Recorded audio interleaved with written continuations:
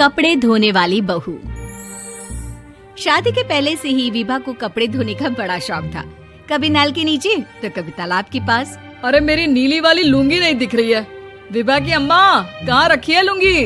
अरे वो तो विभा ने परसों ही धोकर रखी थी आपकी अलमारी में, देखो वहीं होगी। वो ना मैंने आज धो दी, मुझे लगा कि गंदी हो गई होगी। अरे कैसे गंदी हो गई थी, उसे तो मैंने पहना भी नहीं। हे भगवान, इस लड़की के कपड़े धोने की आदत से परेशान हो गया हूँ मैं। जितना तो घर में राशन नहीं आता, उससे कहीं ज्यादा डिटर्जेंट पाउडर का खर्चा है।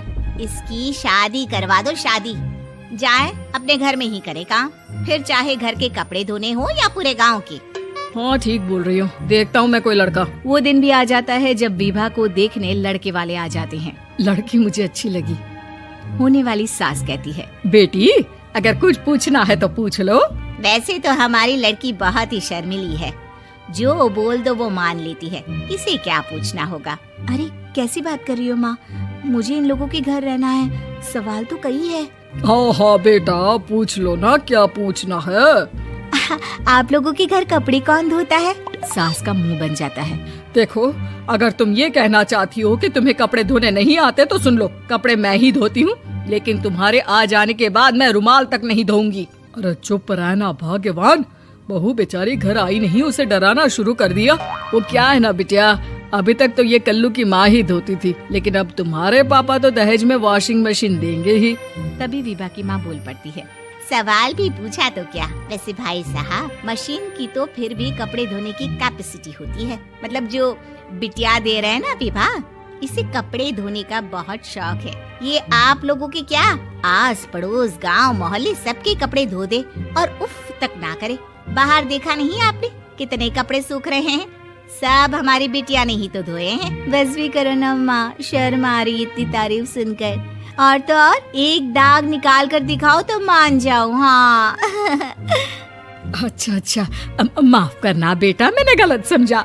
हमें तो रिश्ता बहुत पसंद है। और ऐसे जुड़ जाता है रिश्ता कपड़े धोने का शौक रखने वाली विभा का। उसकी शादी हो जाती है कोयला फैक्ट्री में काम करने वाले कल्लू के साथ। शादी के बाद अचानक विभा चिल्लाती हुई सास के पास आती है। सासू माँ, अरे सासू माँ कहाँ है आप? ये तो धोखा है, धोखा दिया आप लोगों ने मुझे। इसे ससुर के चक्कर के बारे में पता चल गया। अरे तो उसमें तुझे क्यों धोखा मिला है? अरे नल में पानी नहीं आता, कपड़े कैसे कब धुलेंगे? अच्छा, तू पानी नहीं आ रहा उसकी बात कर रही है। तो आपने क्या सोचा? कुछ नहीं। अच्छा, तेरी माँ ने कहा था कि कपड़े धोने का शौक है तुझे, याद आया मुझे। शौक बोलकर कपड़े धोने वाले मेरे जुनून को कम ना आके सासू माँ, कपड़ा धोना मेरा गुरूर है। तभी पति भी वहाँ आ जाता है। अभी मैंने इसे सनी देओल की फिल्म दिखाई है, उसी के डायलॉग मार रही है माँ। अच्छा सुन, साफ साफ बता रही हूँ, पानी सुबह 4 से 6 और शाम को 10 से 12 आता है, समझी? विभा टाइमिंग सुनकर हैरान हो जाती है। ये क्या भूतों का मोहल्ला है? सुबह 4 बजे उठकर कौन कपड़े धोता है? 4 बजे टंकी में पानी जाता है, फिर सारा दिन धोना ना, किसने मना किया? अरे कैसी बात कर रही है? 200 लीटर की टंकी में कितने कपड़े धो लूंगी मैं, सुबह ही उठ जाऊंगी मैं। अब क्या था, विभा सुबह 4 से लेकर रात के 12 बजे तक कपड़े ही धोती रहती। एक रोज सास पड़ोस से निकलकर कहीं जा रही होती है कि साथ वाली कहती है, हाँ कल्लू की माँ, जरा ये बताओ कि 2 साड़ी है, 2 ब्लाउज और एक पेटीकोट और एक नाड़े वाला लंबा कच्छा। हाँ तो? अरे तो क्या, कितना लोगी धुलाई ये बताओ। धोबन दिख रहे हैं हम क्या?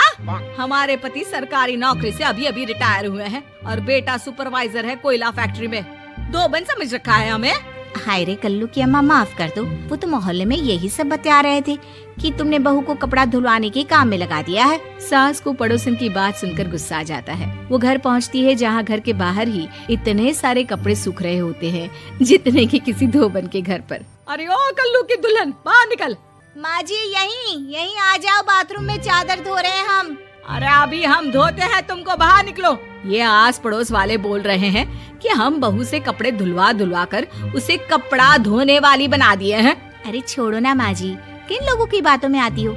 आस पास के लोगों का तो काम ही होता है कि वो किसी तरह सास बहू को लड़ा दे। बहू सारे घर के कपड़े धोती है, ये क्या कम है? बोलिए।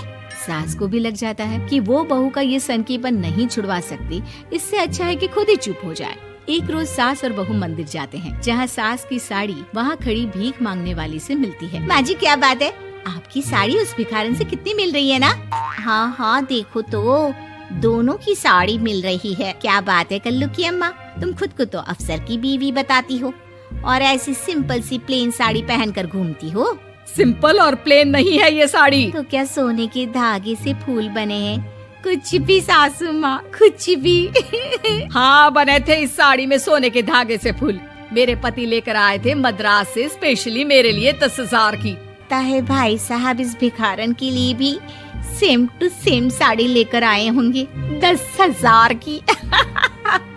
सास उस वक्त तो कुछ नहीं कहती, लेकिन बहू के साथ घर आती है और अलमारी से एल्बम निकाल कर लाती है। ये साड़ी देख रही है, ये वही साड़ी है जिसे मैंने अभी पहना था। इस साड़ी में ये जो चमकदार फूल दिख रहे हैं ना, ये सोने के धागों से काटे गए हैं। लेकिन तू लोकल वॉशिंग मशीन ब्रश से घिस घिस कर सारे फूलों को निकाल कर साड़ी प्लेन कर दी। मुझे माफ कर दीजिए सासू माँ। और तो और, जब मैंने तुझे तेरी गलती के लिए कुछ नहीं कहा, लेकिन तूने तो सबके सामने मेरा मजाक ही बना दिया। क्यों? बहू को समझ में आ जाता है कि अब से उसका कपड़े धोना बंद।